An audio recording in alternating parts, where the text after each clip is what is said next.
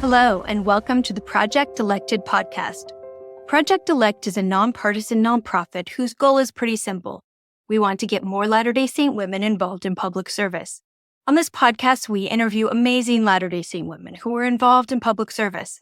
Hi, my name is Audrey Perry-Martin. I'm the founder of Project Elect and the host of this podcast. I am so excited today. We get to have Brooke Scheffler, who is the Director of Boards and Commissions in the Utah Office of the Governor. So she works in the Utah Governor's office. She is running all these boards and commissions, and there's a ton of them, and I'll have her tell you all about them. But this is going to be very interesting, and we get to talk about this very unknown topic and learn more about it. So thank you so much, Brooke, for being with us today. Absolutely. I'm so excited to be able to participate. I think this is such an amazing thing that you're doing. So I'm excited to share about some of the important work that people can get involved in. Awesome. I appreciate that. Okay. So Brooke, let's just start. Will you just introduce yourself a little bit and tell us what your job is, what you do in the governor's office and what that entails? I am Director of Boards and Commissions. I've been working in the governor's office for about 7 years now. I started just at the front desk as the receptionist, kind of the voice of the office, and received all of those wonderful phone calls and then kind of worked my way up. That was during the Herbert administration, and then was on the communications team, and then worked for our amazing Lieutenant Governor, Henderson, for a year, and then transferred over to boards and commissions. I have 2 kids now, so I need a little bit more of a flexibility to be able to do both. I'm so grateful because it's so important to me to be able to raise my kids, but also have a fulfilling and meaningful job. And that is what I do in boards and commissions. I help people throughout our state look for opportunities to be able to serve in their community. And that is through our board or commission. So we have over 380 boards or commissions for our state. And some of them are independent, but most of them fall under our state agencies. So that's Department of Workforce Services, Department of Commerce, and there's quite a bit of range in our boards and commissions. We have our wildlife board. We have our Utah Beef Council. We have our licensing boards. You can sit on the cosmetology board. So there's quite a bit of range of boards and commissions. And so I work with all of our agencies for the state in helping find those qualified candidates and then moving them through the process, getting them confirmed by the agency and then moved forward to be confirmed by the governor. And then a third of those boards actually do require the Senate to confirm and appoint as well. So it can be a bit of a process sometimes, and I am the point of contact through the whole thing. That's a lot of people I'm forced to manage. How do you help people apply to boards and commissions? Like, how do you find these people? And if someone's interested, how would they apply? Or even find out, I guess maybe start at how would they even find out what boards and commissions there are to apply to and if they would be qualified? Absolutely. That is a big step. A lot of the times people aren't necessarily sure what a board or commission even is. I'll tell a lot of my friends my job. They're like, oh, what's a Director of Boards and Commissions? What does that even mean? So it's getting through that process and getting through that, over that hurdle of making sure, okay, this is what this is. Let's go forward. So we have a website that we redesigned last year to make it more user-friendly so that people can know what's open, what the boards are, what some of the qualifications may be, which can be tricky sometimes. A lot for our licensing boards, there are certain qualifications. You have to be the licensed plumber to sit on the plumbers board. And we're working with the legislature. That's one of our big priorities, to make sure that we kind of remove some of those barriers so that there's more public member seats and that there's different qualifications so that we have more of a variety of people sitting on our boards and commissions. So the best way to go and apply is going to our boards and commissions website. It's boards.utah.gov. And you can sift through and see interest areas. First off, you can see, okay, I'm interested in serving on something education or business or agriculture. And you can sift through and click your interest area and then see, okay, here's a couple of openings. And then it will show the qualification and then the term date when the seat is opened, how long you'll serve for. And then it will also show a quick summary of what the board is, how many meetings you'll have to attend. Usually it's 4 a year. If you receive per diem, a lot of the times it is just volunteer, but it will give you kind of an overview of what that board or commission is. And then you'll apply and start the process and go from there. So you talked about like the plumber's board and qualifications. What are some other qualifications you might need? I'm assuming there's not like geographical because these are state boards, or do you have boards where you have to live in a certain area of the state or things like that? Like what are some other qualifications that people might need to be on? Not necessarily. I think the biggest ones is just for the specific board, you have to have that certain qualifications, a background in business, background in finance. But most of the times there are a lot of public member spots on those boards. And I think that's where we're trying to go with this so that we can get those individuals, those women. That's our big push, obviously, right? So that we can get these women appointed to these boards and commissions so that they have the chance to be able to share their opinions. We obviously know that organizations, boards and commissions thrive when both are sitting around that table, men and women. So if you feel like you're not qualified, don't. Like I said, there could be certain qualifications where you have to have a certificate or background in this, but most of the times, not all the time, there are public member openings and you can apply for that seat. And if you're passionate about it, apply. What do these boards and commissions do? Like, is it just sitting on a meeting and chatting, or do they actually have some control of what's happening in these different areas? What's the impact you could have on a board or commission? Yeah, absolutely. We have 3 different types of boards and commissions. We have our policy boards, advisory boards, and then our nominating commissions. So the policy, yes, that's where you're taking care of big policy issues, having a big part in what happens. The advisory, it's more of an advisory board. And then the nominating committees those are big for getting the members onto the commission. So our biggest ones are our judicial nominating commissions and help a lot in our judicial appointments. So it really just depends on what interest you have and how much experience you want to be able to put forward and how much time, again, that you want to put forward towards a board or commission. So some of them, it sounds like, can have a pretty big impact on Absolutely. different areas in the state. Absolutely. That's incredible. Let's go down to the nuts and bolts of how you apply and what the process is like. You were telling me before, it's not a quick process. So what can you expect if you go to this website, you see a board you want to apply to? How's the best way to approach it? So our system opens up the application 120 days in advance of the term ending. So if you go to the website and you see that a board is open, you'll have to see, okay, this term actually starts in January of 2025.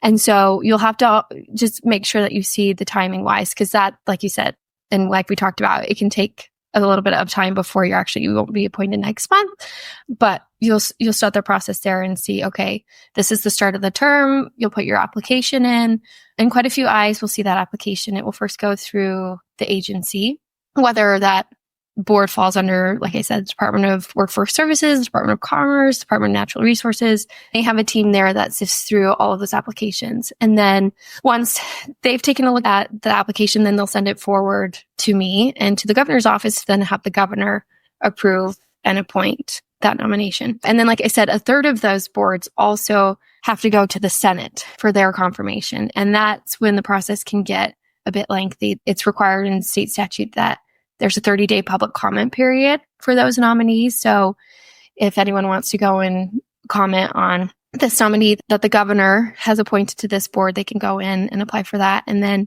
the Senate comes together during their floor time for interim and confirms those nominees. It can be quite a bit of time, but I would hope that it wouldn't stray anyone from going and applying, because there's advocates for you within the agency. Myself, if you reach out to me, we can make sure that maybe it's not this time that you get appointed. I was just telling you a story. We did a presentation for Bold the Way Forward, which helps women get appointed.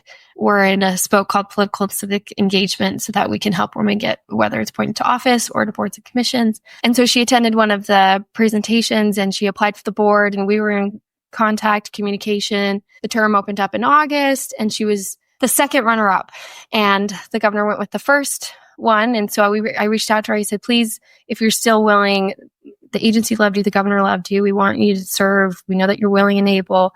Can you serve when this next seat becomes available in January? Absolutely. I'd love to. So we went through the application process again and had her apply for another seat on that same board. It was another public member spot, but we didn't want her to stray away that she didn't get it this time, but the next time she would.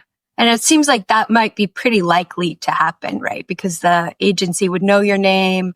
If you were a runner-up, they would already know. The process might be a little smoother than if they had never heard of you before. So that's good to know. So don't get discouraged if the first time you don't get a seat. You are more likely to get it if you keep applying.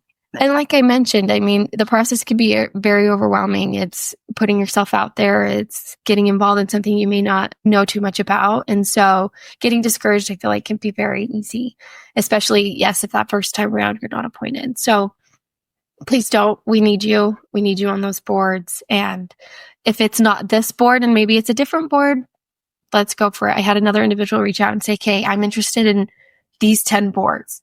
What's the next opening? And so we went through and we looked at all of the term dates and when the next seat would be available. And it was March of next year. He's like, okay, this is the one I want to go for. Let's try it. But here's all these others that if this one doesn't work out, this is what I want to do. And so I think the biggest thing is just having that passion and willingness to be able to serve. And I think it opens up so many doors. I think that's overlooked. Boards and commissions is really overlooked, but it's that opening that door of those connections and those opportunities and learning how state government works, how the ins and outs of everything. And so I think boards and commissions can be huge in progressing whatever it is that you want down the road. It's that first big step. So walk me through the process of the application. Is it a written application? Are there interviews involved? How does that work? Or is it different for every board? It's different for every board, different for every agency. Some have a different internal process. Some, they do sit down. I know a couple that fall over in the Department of Public Safety. You would sit down with the commissioner and kind of go have a quick interview. But most of them are just online and you just input your information, upload a resume. We have a section there that can your statement of interest. So why you want to serve, your background, why are you qualified?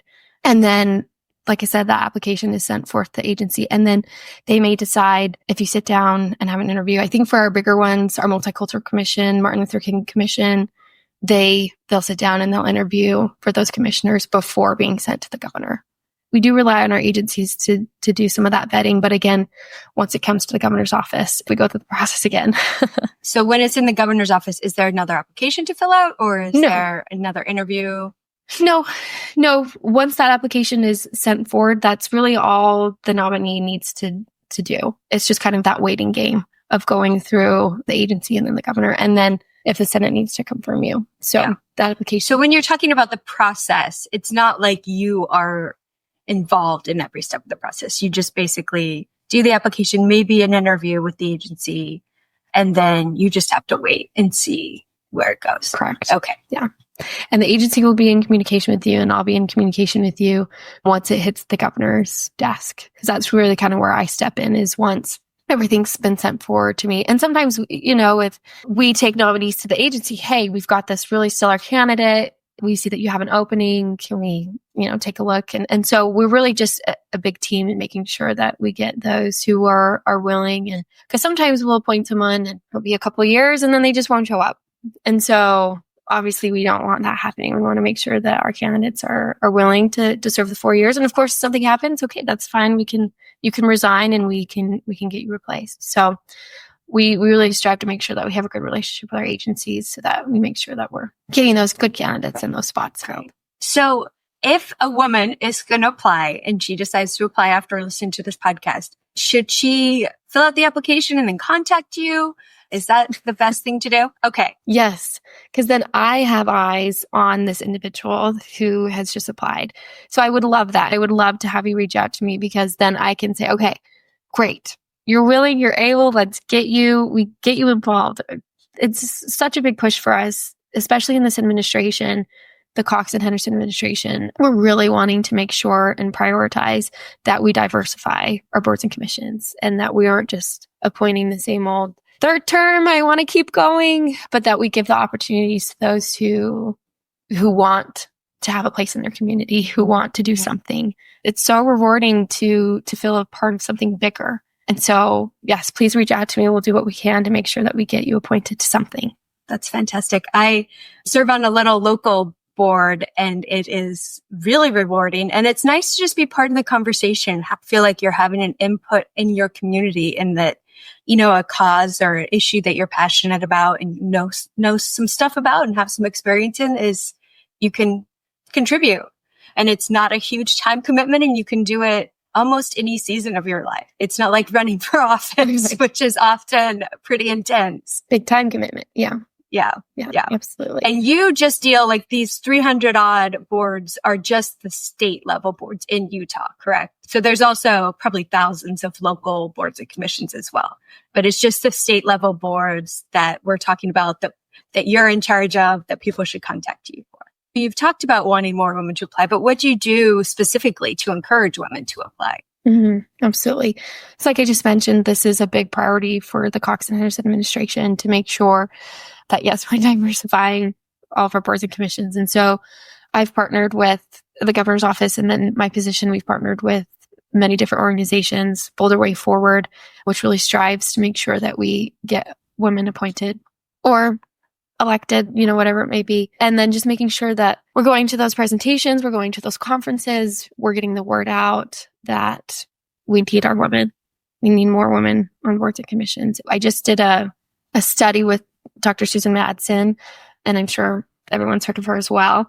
And we did the status of boards and commissions in the state of Utah. And we took all the data, all the information, and we saw that from 2016, there was a 6% increase in women appointed to boards and commissions. And so it's not a ton, but we are moving the needle, and we are getting those women appointed to our boards and commissions. So like I said, it can be overwhelming, but the reward is so great. And just feeling that impact that you have and can have. And then the connections that come with it. I think, like you just said, being on that board or commission, you have another community, you have a rally of people around you. And yeah, maybe you don't need to know everything to begin with, but it's something that you're interested in and you want to run with it. The individual that reached out to me was the state library board, and she worked for the PTA for a school. And she's like, I think I've got some experience. I'm not necessarily sure what they do, but this is what I want to go for. And that's great. You'll learn, and you'll go to those monthly meetings. And then hopefully by the end of 4 years, the doors are open, connections are made. Yeah. A lot more than you did when you started, I'm sure. What roadblocks do you feel like women face when they're trying to get on boards and commissions? And I think that study where 6% increase, that is actually, pretty good for that period to have increased it. It means it's moving in the right direction. And I think we all know this doesn't happen overnight. It's the long game. But what roadblocks do women face in general and that you've seen when they're doing this application? I think the biggest one I feel that we run into is that qualification piece, that they have to have a certain qualification to be able to serve on this board and not just the public member seat. And so that is something that we're working with alongside our legislature to kind of remove some of those qualifications. And maybe it's the plumber's wife instead of because she would, add just as much value as the plumber would. And so, yeah, we're really striving to make sure that we can remove some of those barriers and those qualifications so that we can just have more of those public member seats or change the qualification, like I just mentioned. So, and then I think just getting past that uneasiness of, should I do it? I'm not sure. Maybe I'm not qualified. I think the process can look a bit overwhelming, as I mentioned. Some of them do require the Senate to confirm. But like I've said, once you do it, the reward is so much greater. And I can be your advocate every step of the way, and I can be your contact, and we can be in communication, and we can make sure that we get you appointed to one of those boards. Mm-hmm. Have you noticed in your position an increase in the number of women applying, or is it still often just the same people? No, absolutely. We are definitely doing the work, and our agency heads, all of our cabinet members who oversee each of their agencies, they're also doing a big push in this as well. Our Department of Commerce, Margaret Bussey, who's an amazing leader, her internal process for finding some of those members and candidates within all of the licensing boards. She sent out a letter to all of those entities that she recruits some of those board members and say, look, this is what we're doing. This is a priority for our administration, the Cox and Henderson administration. We want to see more women, and we want to see their applications come through. And we've seen it. And we've seen after we go and we have these presentations and we have these conferences, we see those applications come through. We just appointed one to our multicultural commission. They came to one of the activities and they applied and the governor just appointed. So we're seeing it work. Do you have any advice for a woman who does get appointed to a board and she finds herself as maybe the only woman on the board? How should she approach that? And a lot of these I know have been traditionally mostly or all male boards. So what do you do when you're the first woman and you walk in the room? Yeah, absolutely. That is the case more often than not. And we're working to change that.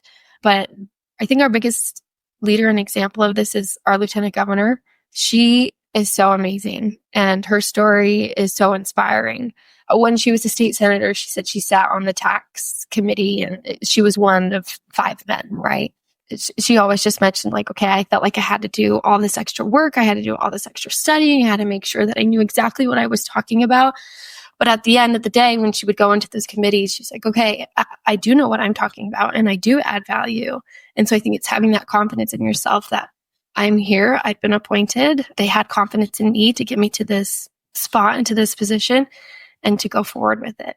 It's so overwhelming to be around that table and be the only woman, but know that you're there for a reason and that you are now sitting there because of the confidence that people had in you and to speak up and to do your part. So it's hard and so scary. Yeah. It's so worth it. Yeah. You're there because people thought your voice was needed on that Absolutely. board. So make sure you use it. Yes. Fantastic. Are there any traits or personality traits that you think make a good board member? I think sometimes, and that's why it's been very difficult to find those women, is because they're moms. They have a full-time job. Sometimes it may not be one more thing we need to add to their plate to sit on a board or commission. I think just the dedication and the passion behind whatever it is that you want to do or serve. I think if you have that, then really showing up to those board meetings and being effective, it just comes when you have that passion and dedication to show up, to be there, and to make sure that you're speaking and you're voicing your opinion and whatever it may be for that board or commission. So, but I think that's the hardest thing sometimes is just that time. But a lot of our boards and commissions, there is a virtual option because that's what we do nowadays. And like I said, there's some compensation for some of the boards. So it's not entirely volunteer work most of the time. Yeah.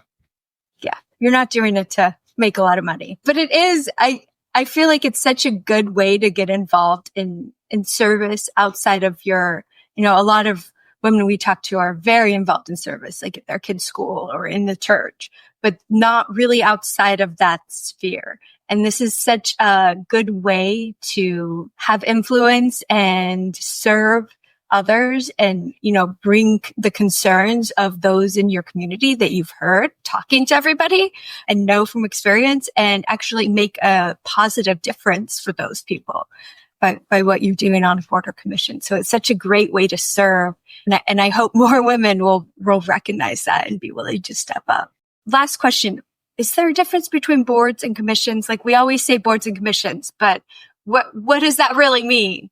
Right. I think it's just a catch-all title for everything. So it could be a committee, it could be a task force, it could be a board or a commission. But no, there's not necessarily a difference between the board or commission. Like I said, there's 3 different types of boards and commissions, the policy advisory and nominating, but it's kind of just a catch-all title for those committees or task force or boards or commissions. Gotcha. Good to know. Okay. So we're running out of time, but I always want to ask at the end of these episodes if you have an invitation for our listeners, something they can do in the near future to get involved and take a step forward in public service. Absolutely. We always say after we have these presentations and these conferences is make the change and go and apply. That is simply how that process begins, is just taking that first step, going to the website, reaching out to the agency, reaching out to me and saying, hey, I'm interested. What can I do? How can I get the process going? And that, like I said, the application is the biggest thing because then we've got all your information, we've got your resume, we can look up different boards or commissions that you'd be qualified for, that you'd be a good fit for, then we can go from there. But like I said, the reward is so great. I think sometimes as women, we want to do it all. As being a full-time job, a full-time mom, I have 2 little kids. And so this season of life is very fun. I have a 3-year-old and then he's going to turn 1. and he does not sit still. He's learning to do the stairs. He's just all over the place. And so sometimes I feel like I fall short in the things that I need to do, right? But I think having that sense of community within the boards and commissions is that fulfillment and that reward that, okay, I am doing so much more. I am adding to the greater purpose. And so I think that's so big. And I think that's something to remember, is that we can do it and that it's worth it. Yeah, absolutely. That was very well said. Well, Brooke, this was delightful talking to you. Thank you so much for taking the time out of your very busy schedule to give us all this wonderful information. And we will put the website address on the notes in our podcast episode. And also, if you want to contact Brooke, send an email to Project Elect and we will send you onto her. info@projectelectwomen.org is our email address. So we can put you in touch with Brooke if you want to chat with her about applying to a board or commission. And thank you so much, Brooke. Thank you all for listening to the Project Elected podcast. For free resources and materials, head over to projectelectwomen.org. We're also on Instagram and Facebook as Project Elect Women. We'd love for you to subscribe, rate us, or give us a review on iTunes. So until next time, thank you.